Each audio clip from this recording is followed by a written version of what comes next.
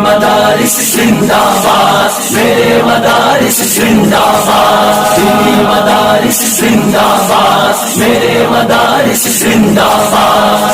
दिया है अमन का पैगाम ये दीनी मदारिस ने, दिया है अमन का पैगाम ये दीनी मदारिस ने, दिया है अमन का पैगाम ये दीनी मदारिस ने, दिया है अमन का पैगाम ये दीनी मदारिस ने। अल्हम्दुलिल्लाहि वकफ़ा वसलामुन अला इबादिहिल्लज़ीना इस्तफ़ा।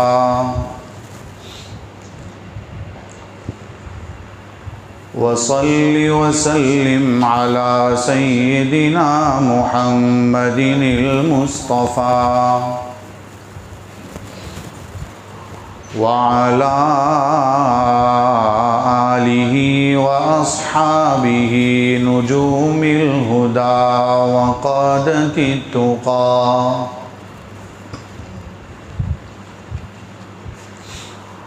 अम्मा बाद, अऊज़ु बिल्लाहि मिनश शैतानिर रजीम। बिस्मिल्लाहिर रहमानिर रहीम। अल-यौम अकमलतु लकुम दीनकुम व अतममतु अलैकुम निअमती व रदीतु लकुमुल इस्लाम दीना। सदक़ल्लाहुल अज़ीम। अल्लाहुम्मा सल्लि अला सय्यिदिना मुहम्मदिन व अला आलि सय्यिदिना मुहम्मदिन व अस्हाबिहि व अज़वाजिहि व बारिक व सल्लिम।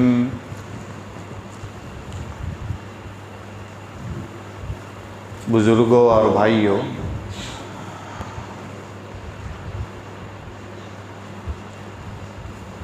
कुरान करीम की एक आयत करीमा आपकी खिदमत में पेश की है,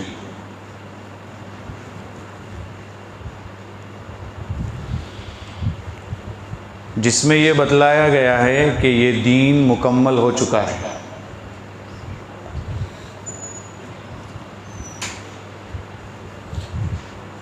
आज 10 रबीउल अव्वल है। ये वो महीना है जिसमें नबी करीम सल्लल्लाहु अलैहि वसल्लम तशरीफ़ लाए दुनिया में, और इसी महीने में नबी करीम सल्लल्लाहु अलैहि वसल्लम की वफ़ात हुई। पीर का दिन जिसमें आपकी पैदाइश, इसी में आपको नबूवत मिली। वही भी आई इसी दिन, सबसे पहली वही। यहाँ तक कि आप सल्लल्लाहु अलैहि वसल्लम दुनिया से तशरीफ़ ले गए तब भी पीर का दिन था।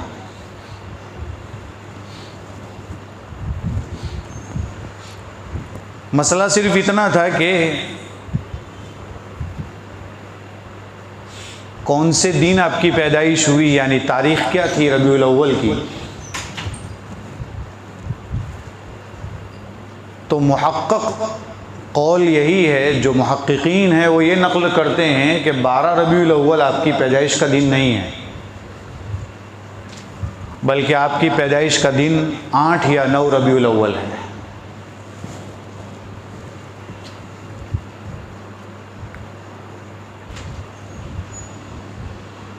आप जिस दीन को लेकर आए हैं वो दीन बहुत ही ज़्यादा खूबियों वाला है, जामे है। कुरान की जो आयत पेश की उसमें है कि आज मैंने तुम्हारे दीन को मुकम्मल कर दिया। सब जानते हैं ये आयत जो है अरफा के दिन, जुमा के दिन, हज्जतुल वदा के मौके पर नाजिल हुई थी।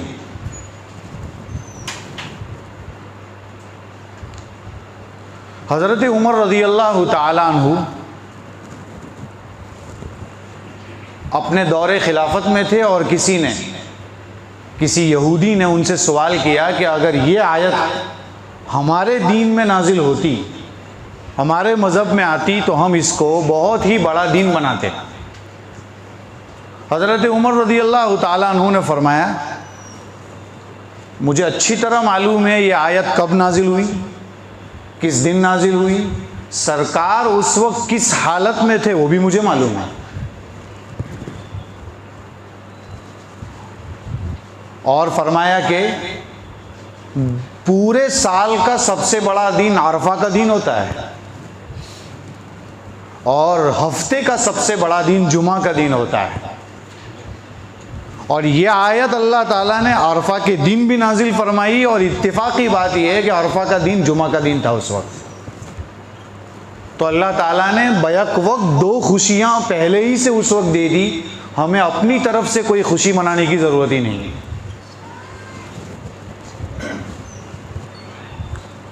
मेरे भाइयों, ये दीन बहुत जामे है। मैं आज आपके सामने, चूँकि चंद मिनटें होती है जुमा में, सिर्फ ये बतलाना है कि ये दीन जामे है दो एतबार से। हिदायत के एतबार से भी जामे हैं और अहकाम के एतबार से भी जामे हैं। हिदायत के एतबार से जामे का मतलब ये होता है कि अल्लाह के रसूल सल्लल्लाहु अलैहि वसल्लम जो दीन लेकर आए, उस दीन में कहीं भी खामी नहीं है, नुक्स नहीं है, कमी नहीं है। बल्कि यूँ समझिए कि जब घर बनता है, आखिरी ईंट बाकी होती है, तब तक ये नहीं कहते पूरा हो गया। जब आखिरी ईंट रख दी गई, गोया कि पूरा हो गया, अब कोई कमी नहीं रही। फरमाया सरकार जिस दीन को लेकर आए, ये नबियों में सबसे आखिरी नबी थे, आखिरी ईंट रखी जा चुकी है। अब उसके बाद कोई भी नई ईंट की भी ज़रूरत नहीं, कोई कमी नहीं, कोई चीज़ की ज़रूरत नहीं है। यहाँ तक कि ये बताया कि दुनिया का कोई भी मौका आ जाए, कोई भी हालत आ जाए, सब हालतों में ये दीन आपको रहबरी करेगा। हमारे हज़रत मुफ्ती अहमद साहब खानपुरी दामत बरकातुहूम तो ये फरमाते हैं कि अगर आप हिंदू मज़हब ही को ले लीजिए, तो वहाँ आपको ये मिलेगा कि अगर उनके पास मुआशरत के मसाइल ही नहीं हैं। उनको मुआशरत यानी घर में रहना कैसे है, बीवी के साथ कैसे रहना है, भाइयों के साथ कैसे रहना है, माँ बाप के साथ कैसे रहना है, तो उनको घर में रहने के लिए जो आदाब जानने थे वो उनके पास नहीं है। तो वो कानून के ज़रिए से पार्लियामेंट में पास करवाते हैं। और इस्लाम तो ऐसा दीन है कि उसके अंदर कोई चीज़ की कमी नहीं है, हर चीज़ सरकार बता कर गए हैं।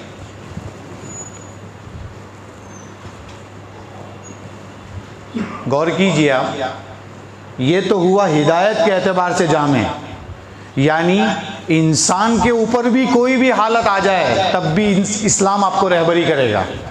बीमार हो तब भी रहबरी करेगा, अच्छा हो तब भी रहबरी करेगा, आप सफ़र में हो तब भी रहबरी करेगा, आप घर पर मुकीम हो तब भी रहबरी करेगा, आप गम में हो तब भी बताएगा इस्लाम, आप खुश हों तब भी रहबरी करेगा, मेहमान आए उसके भी आदाब बताएगा, जाएंगे उसके भी आदाब बताएगा। आप जिस हालत में हो उस हालत में इस्लाम हमारी रहबरी करेगा। दूसरी चीज़ जामियत अहकाम है, मतलब इस्लाम जो है अहकाम के एतबार से भी जामे है। इस्लाम का कोई भी हुक्म उठाएंगे आपको कहीं भी कमी भी नहीं मिलेगी, जाती भी नहीं मिलेगी, बिल्कुल बीच बीच में, इफरात और तफरीत से पाक। क्या मतलब? यानी इस्लाम हमको हर चीज़ में मयाना रवि सिखाता है, दरमियानी रास्ता सिखाता है, दरमियानी चीज़ बताता है। आप इस्लाम के अहकाम का जायज़ा लीजिए।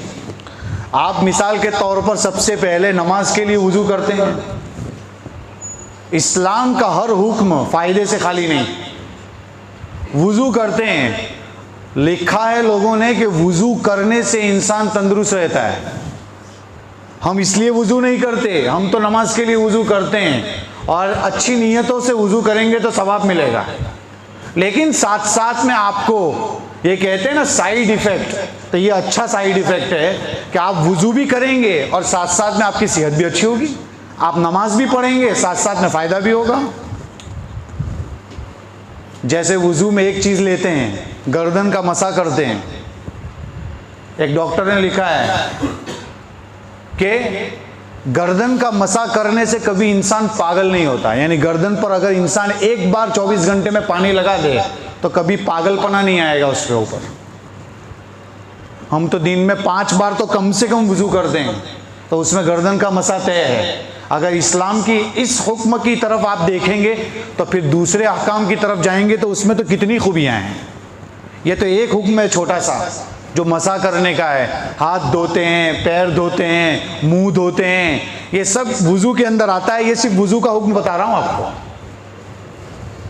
लेकिन उसमें भी तालीम दी है। वुजू करना है तो उसमें भी बताया कि कहीं पानी का गलत इस्तेमाल ना हो जाए। हम लोग वुजू करते हैं, नल चालू करते हैं, बात भी कर रहे हैं, पानी भी जारी है। आप जानते हैं अगर आप जारी नहर समंदर के किनारे खड़े हों और वहाँ अगर आप वुजू कर रहे हैं तो समंदर में तो पानी की कमी नहीं, वहाँ भी अगर आप वुजू कर रहे हैं तो 3 मरतबा से ज़्यादा आज़ा का धोने को मना किया है। ये नहीं है कि पानी बहुत है तो आप जो चाहे करो, फरमाया इसराफ है, अल्लाह के यहाँ जवाब देना पड़ेगा।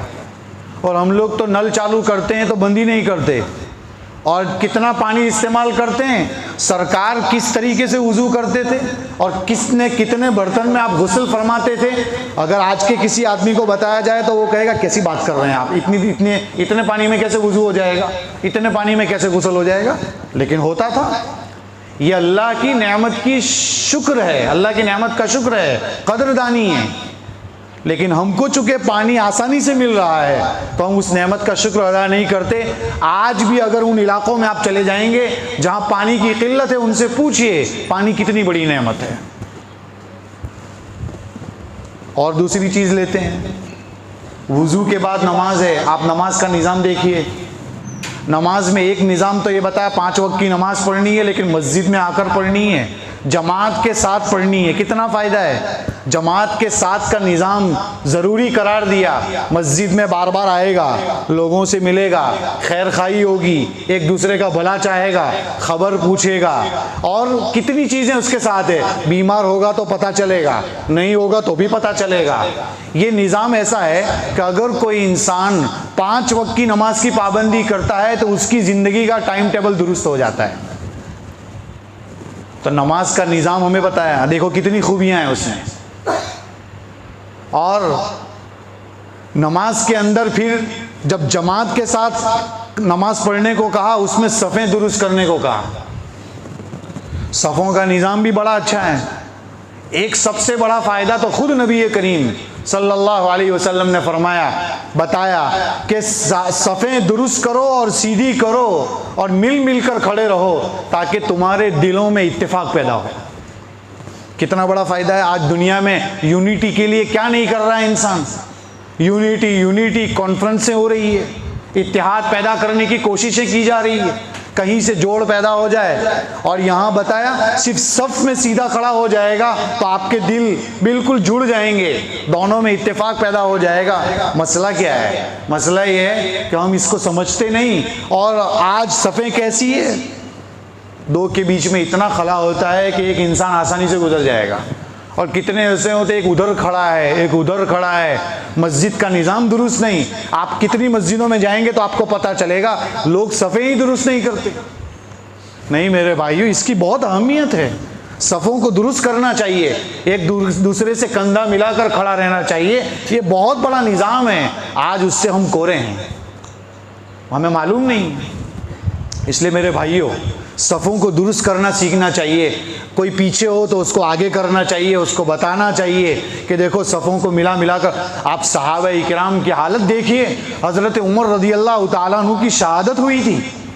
आपको मालूम होना चाहिए कि जिसने खंजर मारा था, जब वो वापस होना चाह रहा था, वो सब सफ़ों को चीर कर बाहर नहीं जा सका, इसलिए कि मिल मिलाकर खड़े थे। इतना आसानी से वो जा नहीं सकता था। आज हमारी सफ़ों में बहुत खला हो गया है।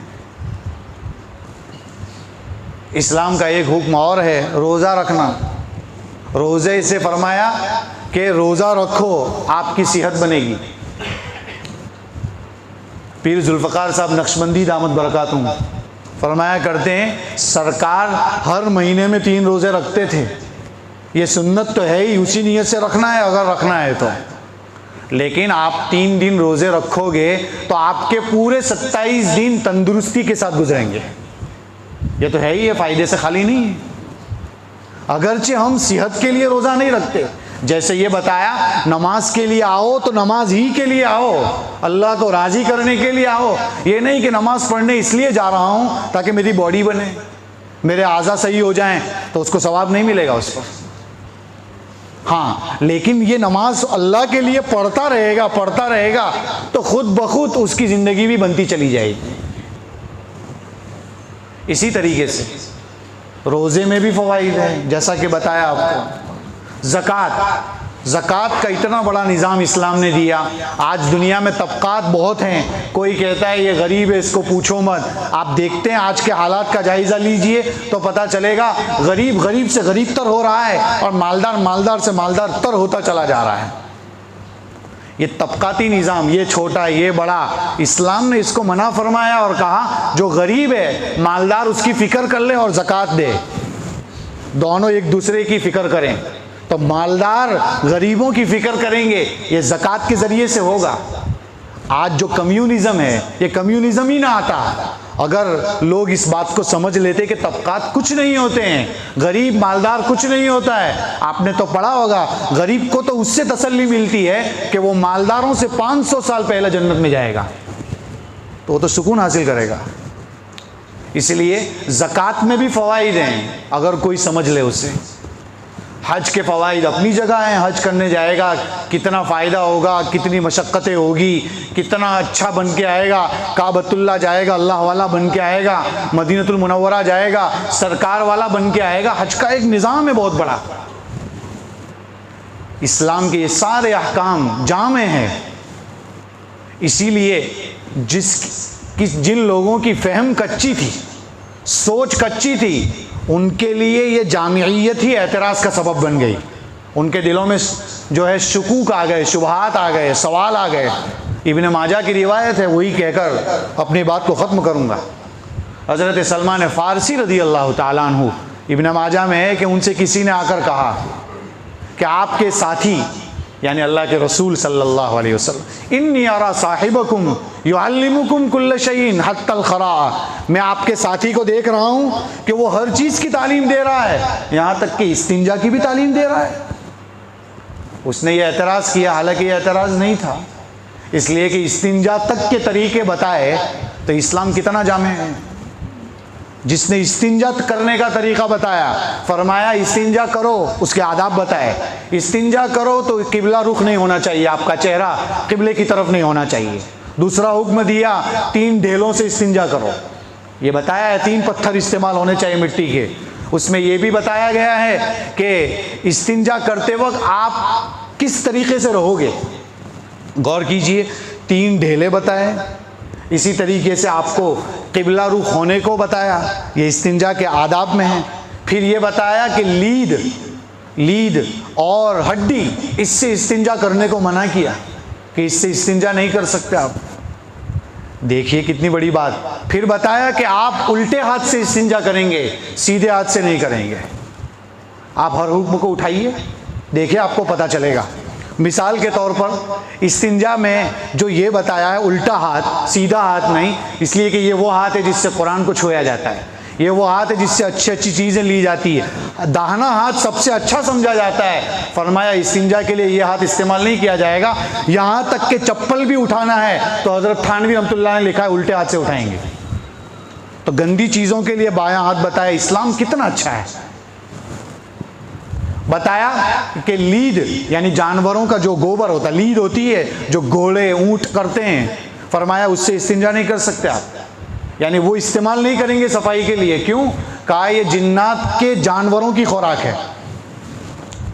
और क्या बताया? हड्डियां इस्तेमाल नहीं कर सकते, कहा कि हड्डी ये जिन्नात की ग़िज़ा है। देखो दूसरी मखलूक का भी ख्याल रखा, उससे इस्तिंजा करने को मना किया। इससे आप अंदाज लगा सकते हैं।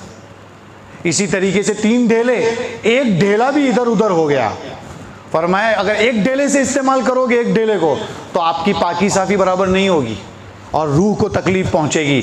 देखिए इस्लाम कितना जामे है। जिस इस्लाम ने हमें इस्तिंजा तक की तालीम को बताया है, तो क्या वो इस्लाम हमें ये नहीं बताएगा? क्या अल्लाह के रसूल हमें ये बताकर गए हैं कि 12 रबीउल अव्वल को ईद मिलाद बनाना है? नहीं बताकर गए। जो इस्लाम हमें ऐसे ऐसे आदाब बताए हैं, क्या वो इस्लाम हमें 12 रबीउल अव्वल की मिलाद नहीं बताएगा? नहीं बताया है मतलब नहीं करना है। अल्लाह ताला हमें इन बातों पर अमल करने की तौफीक अता फरमाए। इस्लाम की जो खूबी है उस पर शुक्र अदा करने की हमको तौफीक अता फरमाए। आमीन। व आखिर दावाना अनिल हम्दुलिल्लाहि रब्बिल आलमीन।